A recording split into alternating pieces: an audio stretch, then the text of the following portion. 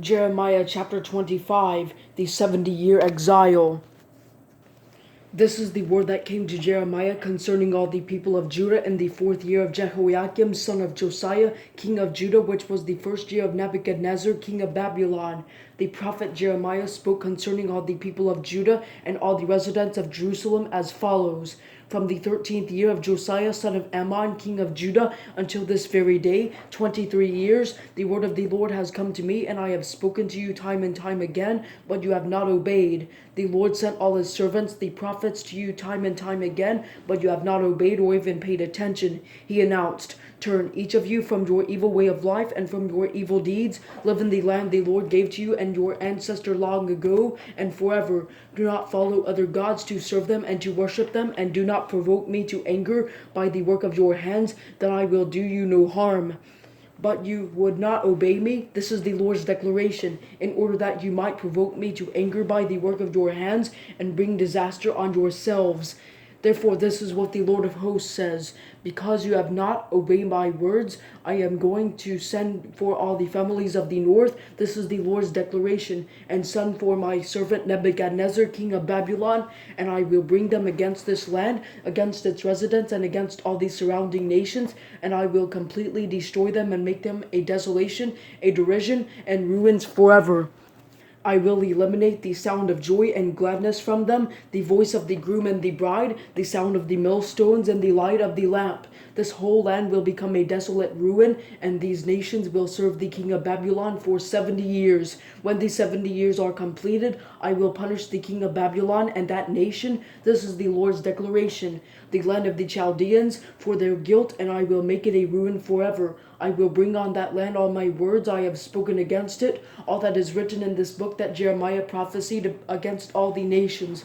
For many nations and great kings will enslave them, and I will repay them according to their deeds and the work of their hands. The cup of God's wrath. This is what the Lord, the God of Israel, said to me: take this cup of the wine of wrath from my hand, and make all the nations I am sending you to drink from it. They will drink, stagger, and go out of their minds because of the sword I am sending among them. So I took the cup from the Lord's hand and made all the nations drink from it, every one the Lord sent me to. These included Jerusalem and the other cities of Judah, its kings and its officials, to make them a desolate ruin, an object of scorn and cursing, as it is today.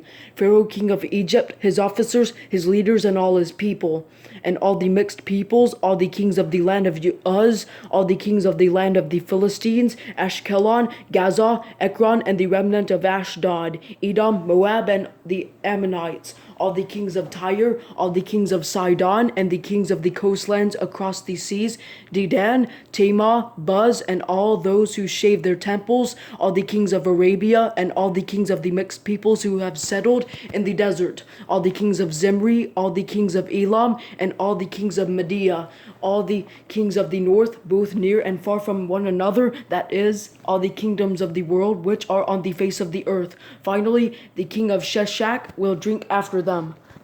Then you are to say to them, this is what the Lord of hosts, the God of Israel, says: drink, get drunk, and vomit. Fall down and never get up again as a result of the sword I am sending among you. If they refuse to take the cup from you and drink, you are to say to them, this is what the Lord of hosts says: you must drink, for I am already bringing disaster on the city that bears my name. So how could you possibly go unpunished? You will not go unpunished, for I am summoning a sword against all the inhabitants of the earth. This is the declaration of the Lord of hosts.